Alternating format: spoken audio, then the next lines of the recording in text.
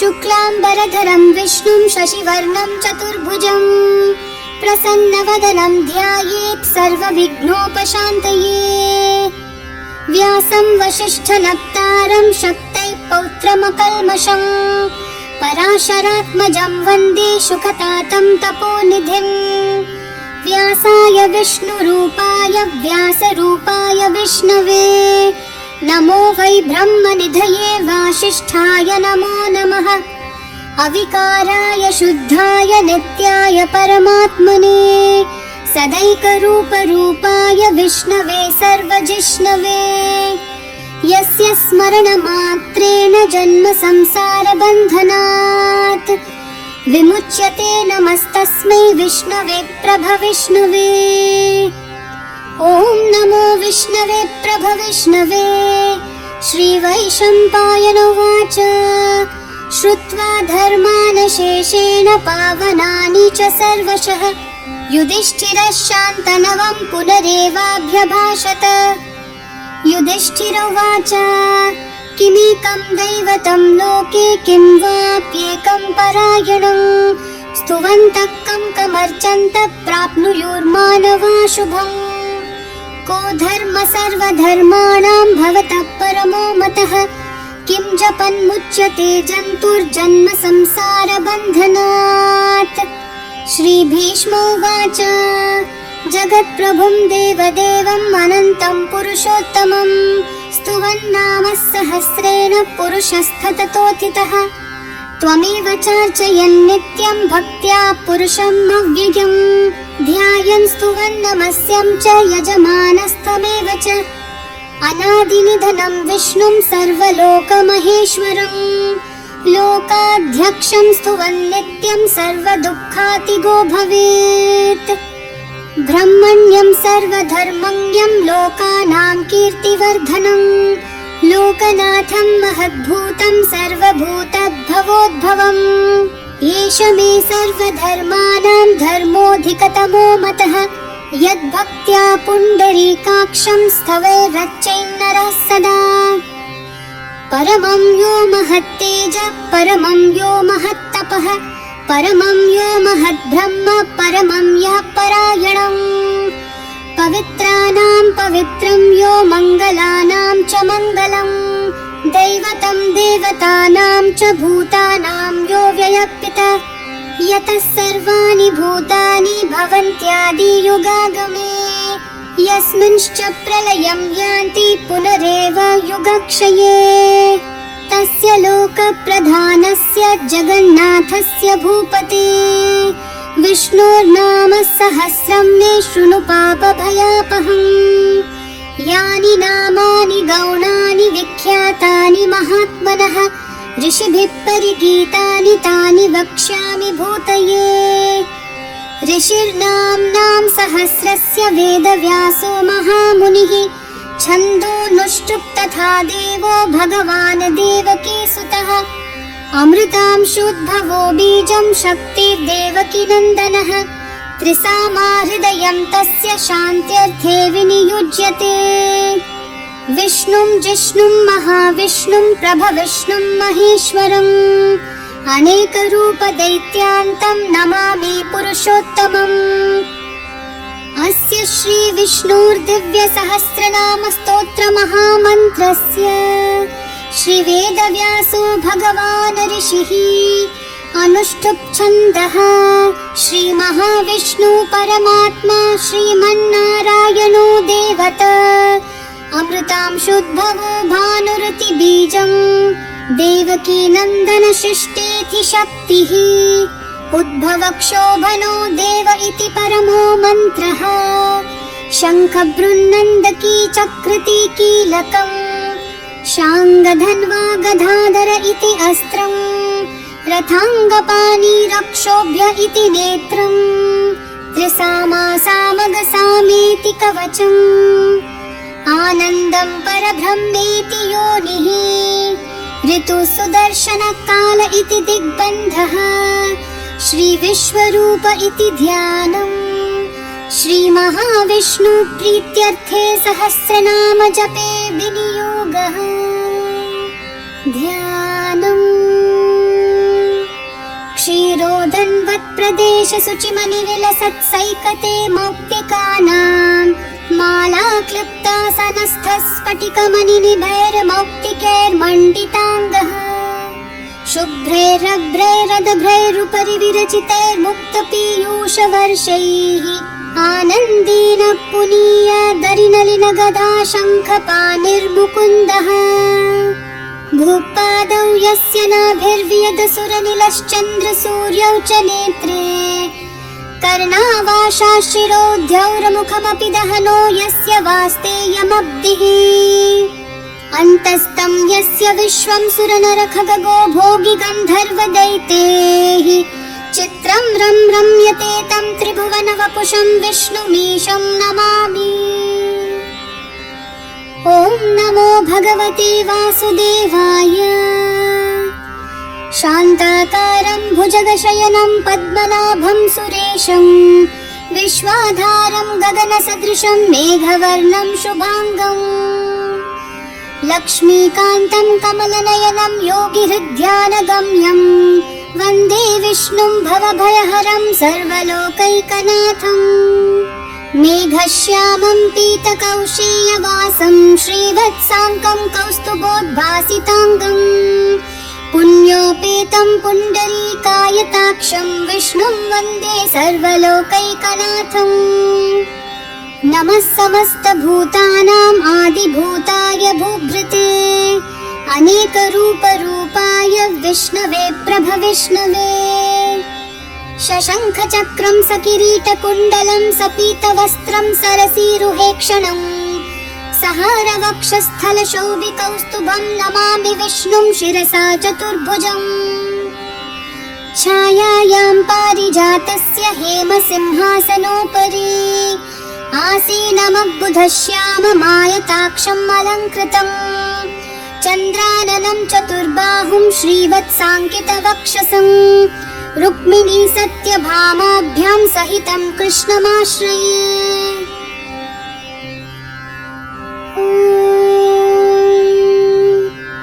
विश्वं विष्णुर्वशत्कारो भूतभव्यभवत्प्रभुः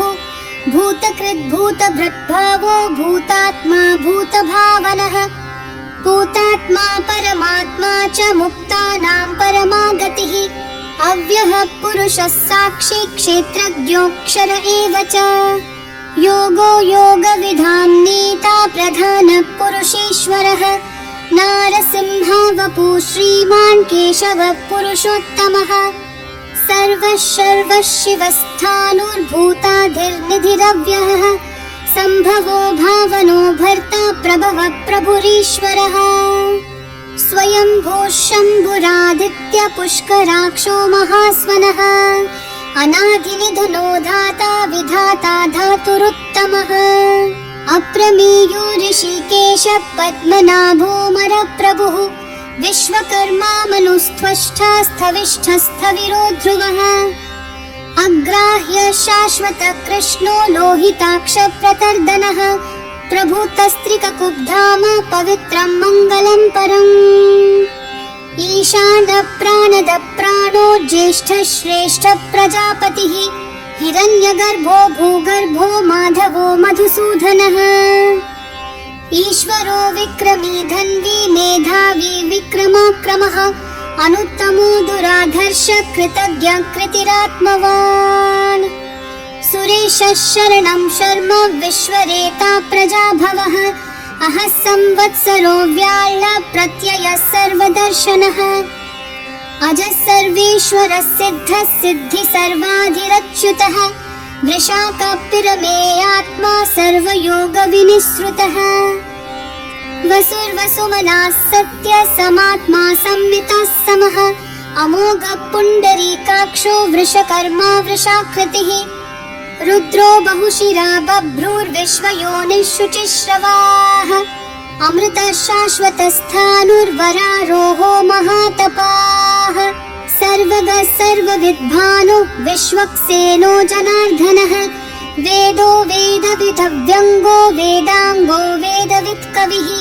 लोकाध्यक्षः सुराध्यक्षो धर्माध्यक्षः कृताकृतः चतुरात्मा चतुर्व्यूहश्चतुर्धंश्चतुर्भुजः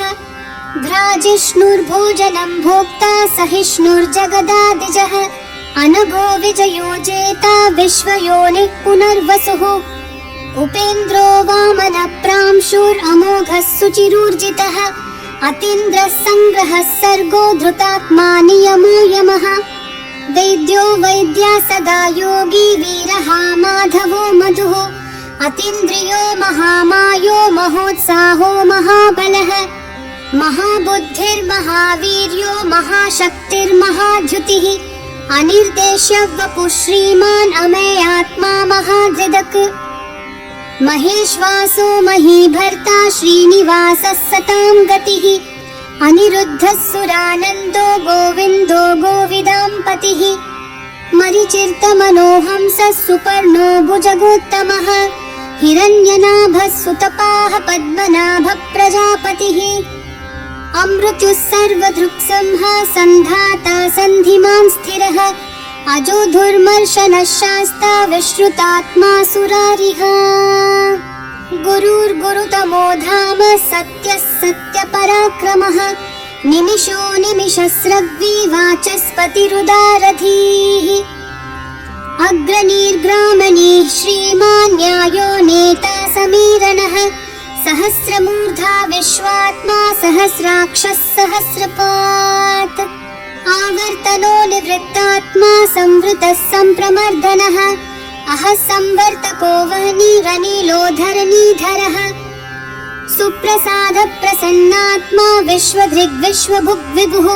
सत्कर्ता सत्कृतः साधुर्जन्मोर्नारायणो नरः असंख्येयो प्रमेयात्मा विशिष्टः शिष्टकृच्छुचिः सिद्धार्थः सिद्धसङ्कल्पः सिद्धिदः सिद्धिसाधनः वृषाही वृषभो विष्णुर्वृषपर्वा वृषोदरः वर्धनो वर्धमानश्च विविक्तः श्रुतिसागरः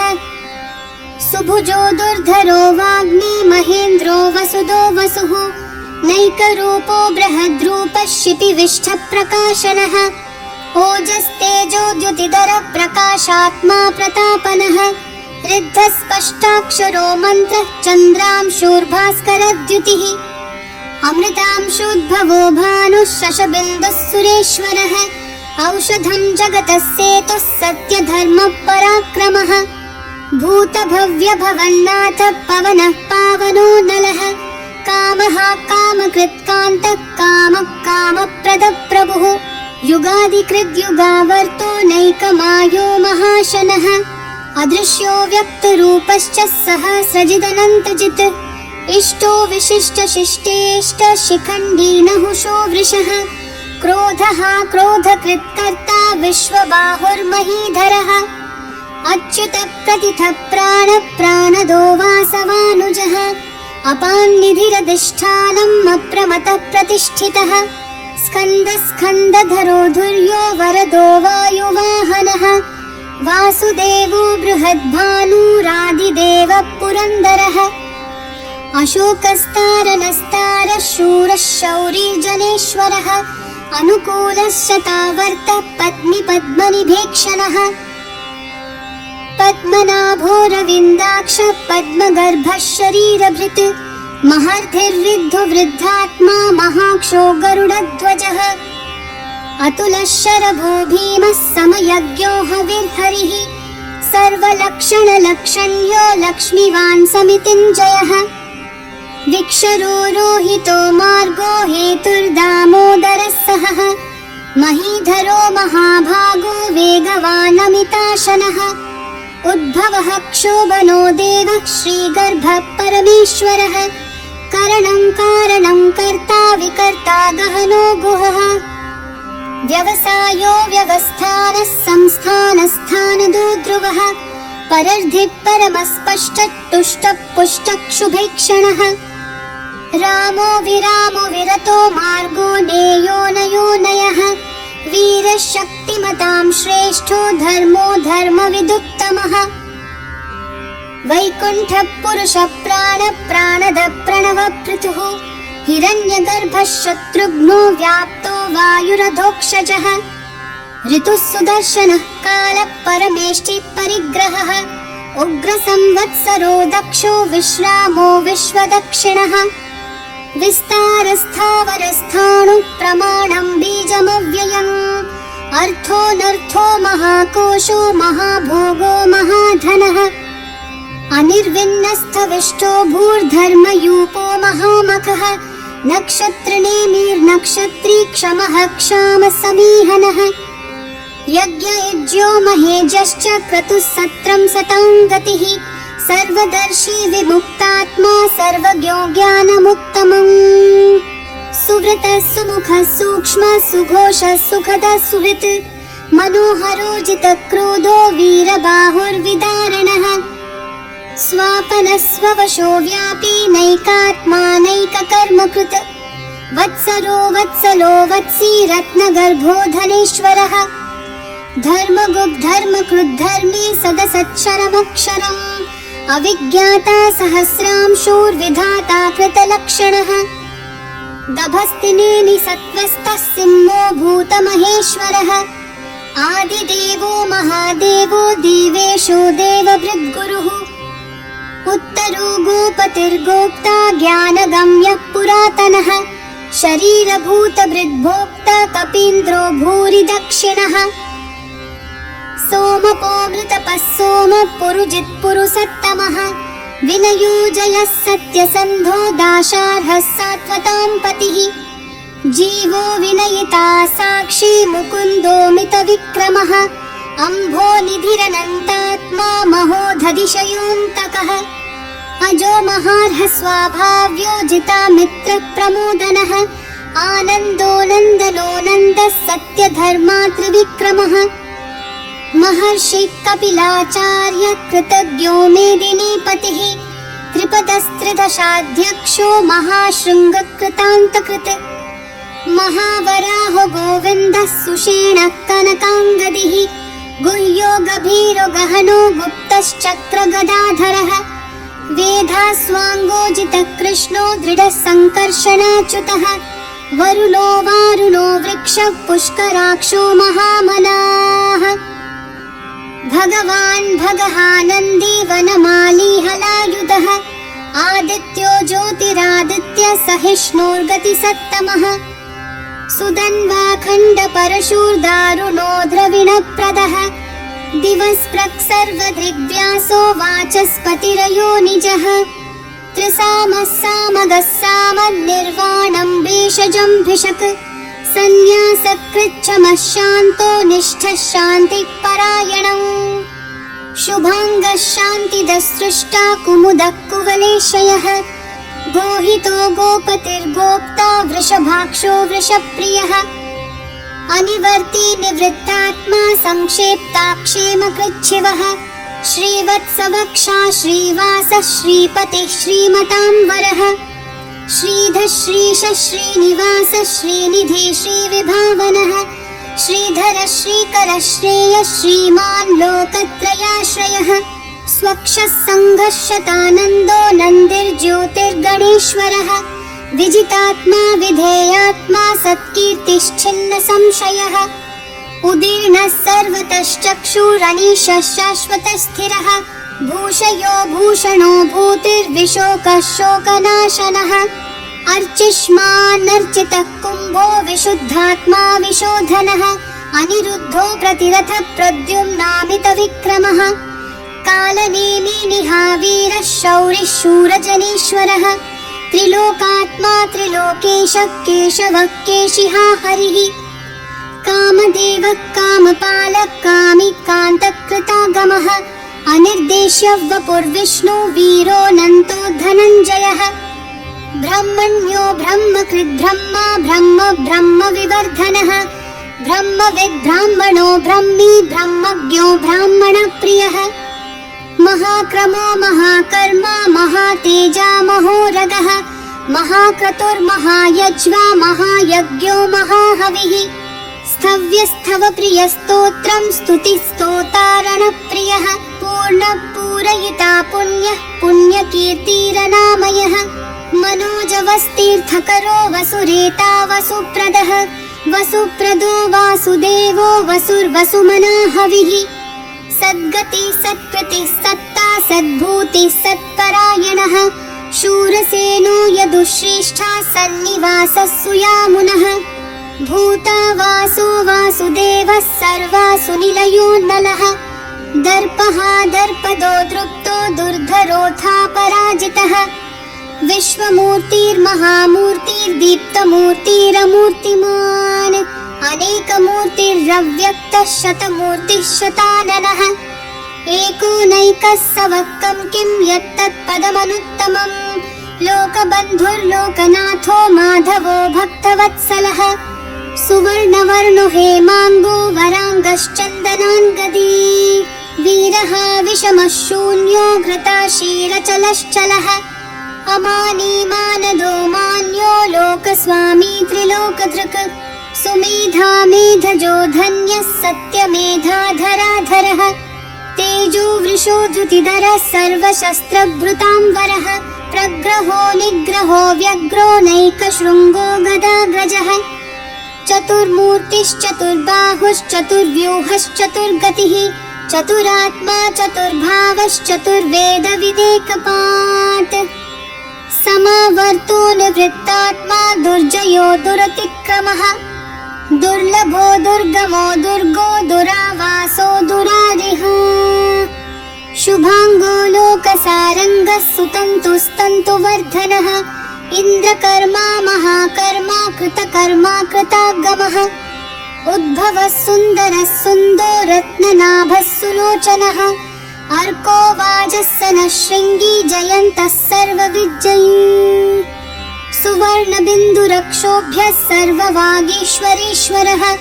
महाह्रदो महागर्तो महाभूतो महानिधिः कुमुदः कुन्दरः कुन्दः पर्जन्यः पावनो निलः अमृताशोऽमृतवपुः सर्वज्ञः सर्वतोमुखः सुलभः सुव्रतः सिद्धः शत्रुजिच्छत्रुतापनः न्यग्रोधो दुम्बराश्वत्थः चाणुरान्ध्रनिषूदनः सहस्रार्चिः सप्तजिह्वः सप्तैदाः सप्तवाहनः अमूर्तिरनघोचिन्त्यो भयकृद्भयनाशनः अनुर्बृहत्कृशस्थूलो गुणभृन्निर्गुणो महान्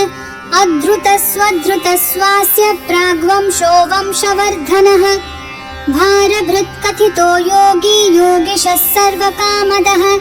आश्रमः श्रमणः क्षामः सुपर्णो वायुवाहनः धनुर्धरो धनुर्वेदो दण्डो दमयिता दमः अपराजितः सर्वसहो नियन्ता नियमो यमः सत्त्ववान् सात्विकः सत्यः सत्यधर्मपरायणः अभिप्रायप्रियार्होर्हः प्रियकृत्प्रीतिवर्धनः विहाय सगतिर्ज्योतिः सुरुचिर्हुतभुग्विभुः रविर्विरोचनः सूर्यः सविता रविलोचनः अनन्तो हुतभुग्भोक्ता सुखदो नैकजोऽग्रजः अनिर्विन्नः सदामर्षि लोकाधिष्ठानमद्भुतः सनातनतमः कपिलः कपिरव्ययः स्वस्तिदः स्वस्तिकृत् स्वस्ति स्वस्तिभुक् स्वस्ति दक्षिणः अरौद्रः कुण्डली चक्रे विक्रम्यूर्जितशासनः शब्दातिगः शब्दसः शिशिरः शर्वरीकरः अक्रूरपेशलो दक्षो दक्षिणः क्षमिनाम्बरः विद्वत्तमो वीतभयपुण्यश्रवणकीर्तनः उत्तारणो दुष्कृतिः पुण्यदुःस्वप्ननाशनः वीरः रक्षणः सन्तो जीवनः पर्यवस्थितः अनन्तरूपोऽनन्तश्रीर्जितमन्युर्भयापहः चतुरश्रो गभीरात्मा विदिशो व्यादिशो दिशः अनादिर्भूर्भुवो लक्ष्मी सुवीरो रुचिराङ्गदः जननो जनजन्मादिः भीमो भीमपराक्रमः आधारनिलयो धाता पुष्पहासप्रजागरः ऊर्ध्वगः सत्पथाचार प्राणदः प्रणवप्पनः प्रमाणं प्राणनिलय प्राणभृत् प्राणजीवनः तत्त्वं तत्त्वविदेकात्मा जन्म मृत्युजरातिगः भूर्भुवः स्वस्तरुस्तारः सविता प्रपितामहः यज्ञो यज्ञपतिर्यज्वा यज्ञाङ्गो यज्ञवाहनः यज्ञभृद्यज्ञकृद्यग्नि यज्ञभुग्यज्ञसाधनः यज्ञान्तकृद्यज्ञगुह्यं मन्नमन्नादयेव च आत्मयोनि स्वयं जातो वैखानः सामगायनः देवकी नन्दनः स्रष्टा क्षितीशः पापनाशनः शङ्खबृन्नन्दकी चक्री शाङ्खधन्वा गदाधरः रथाङ्गपाणिरक्षोभ्यः सर्वप्रहरणायुधः सर्वप्रहरणायुध ॐ नम इति वनमाली गदीशाङ्गी शङ्खी चक्री च नन्दकी श्रीमान् नारायणो विष्णुर्वासुदेवोऽभिरक्षतु वनमाली गदीशाङ्गी शङ्खी चक्री च नन्दकी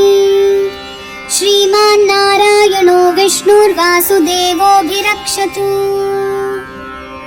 वनमाली गदीशाङ्गी शङ्खी चक्री च नन्दकी श्रीमान् नारायणो विष्णुर्वासुदेवोऽभिरक्षतु इतिदं कीर्तनीयस्य केशवस्य महात्मनः नाम्नां सहस्रं दिव्यानामशेषेण प्रकीर्तितम् य इदं शृणुयान्नित्यं यश्चापि परिकीर्तयेत् नाशुभं प्राप्नुयात् किञ्चित् सोमुत्रेह च मानवः वेदान्तगो ब्राह्मणः स्यात् क्षत्रियो विजयी भवेत् वैश्यो धनसमृद्धः स्यात् शूद्रः सुखमवाप्नुयात् धर्मार्थी प्राप्नुयात् धर्ममर्थार्थी चार्थमाप्नुयात् कामानवाप्नुयात् कामी प्रजार्थी चाप्नुयात् प्रजाम् भक्तिमान् यः सदुत्थाय शुचिस्तद्गतमानसः सहस्रं वासुदेवस्य नाम्नामेतत् प्रकीर्तयेत् यशः प्राप्नोति विपुलं याति प्राधान्यमेव च अचलां श्रियमाप्नोति श्रेयः प्राप्नोत्यनुत्तमम् न भयं क्वचिदाप्नोति वीर्यं तेजश्च विन्दति भवत्यरोगधुतिमान् बलरूपगुणान्वितः रोगार्तो मुच्यते रोगात् बद्धो मुच्येत बन्धनात्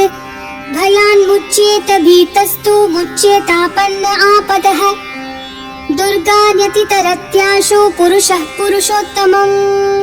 स्तुवन्नाम सहस्रेण नित्यं भक्तिसमन्वितः वासुदेवाश्रयो मर्त्यो वासुदेवपरायणः सर्वपापविशुद्धात्मा याति ब्रह्म सनातनम्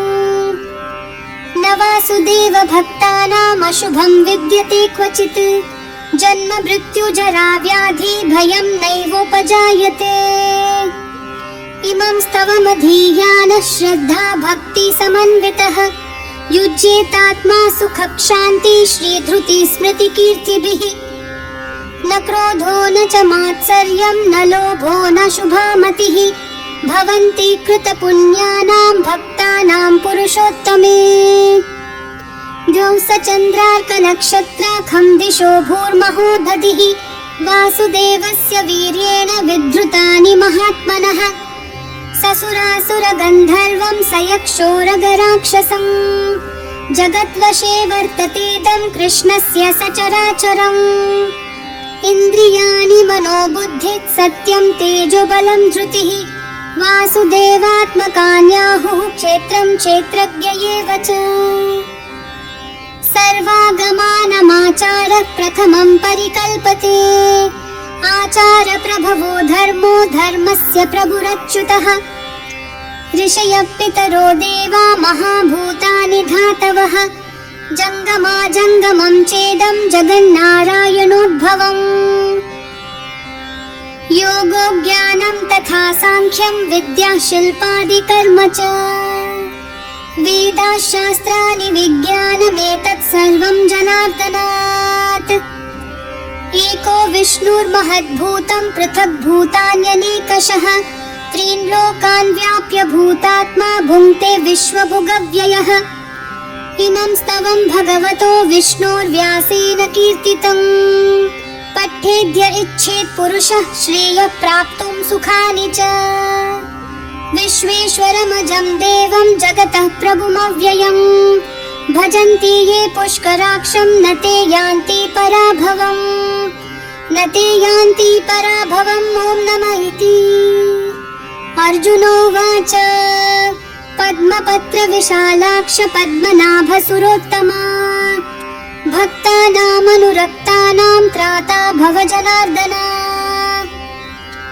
श्रीभगवानुवाच यो मां नाम सहस्रेण स्तोतुमिच्छति पाण्डव सोऽहमेकेन श्लोकेन स्तुत एव न संशयः ॐ नमः इति। व्यासोवाच वासनाद्वासुदेवस्य वासितं भुवनत्रयं सर्वभूतनिवासोऽसि वासुदेव नमोऽस्तु ते वासुदेव नमोऽस्तु ते ॐ नमः इति। पार्वत्युवाच केनोपायेन लघुना विष्णोर्नाम सहस्रकम् पठ्यते पण्डितैर्नित्यं श्रोतुमिच्छाम्यहं प्रभो। ईश्वर उवाच श्रीराम राम रामेति रमे रामे मनोरमे सहस्रनाम तत्तुल्यं राम नाम वरानने। श्रीराम राम रामेति रमे रामे मनोरमे सहस्रनाम तत्तुल्यं राम नाम वरानने। श्रीराम राम रामेति रमे रामे मनोरमे सहस्रनाम तत्तुल्यं राम नाम वरानने। राम नाम वरानन ॐ नमः इति। ब्रह्मोवाच नमोऽस्त्वनन्ताय सहस्रमूर्तये सहस्रपादाक्षि शिरोरुबाहवे सहस्रनाम्नि पुरुषाय शाश्वते सहस्रकोटियुगधारिणे नमः सहस्रकोटियुगधारिणे नमः ॐ नमः इति। सञ्जय उवाच यत्र योगेश्वरः कृष्णो यत्र पार्थो धनुर्धरः तत्र श्रीर्विजयो भूतिर्ध्रुवा नीतिर्मतिर्मम। श्रीभगवानुवाच अनन्याश्चिन्तयन्तो मां ये जनाः पर्युपासते तेषां नित्याभियुक्तानां योगक्षेमं वहाम्यहम्। परित्राणाय साधूनां विनाशाय च दुष्कृतां धर्म संस्थापनार्थाय सम्भवामि युगे युगे। आर्ता विषण्णाः शिथिलाश्च भीताः घोरेषु च व्याधिषु वर्तमानाः संकीर्त्य नारायण शब्दमात्रं विमुक्तदुःखाः सुखिनो भवन्तु। कायेन वाचा मनसेन्द्रियैर्वा बुद्ध्यात्मना वा प्रकृते स्वभावात् करोमि यद्यत् सकलं परस्मै नारायणायेति समर्पयामि।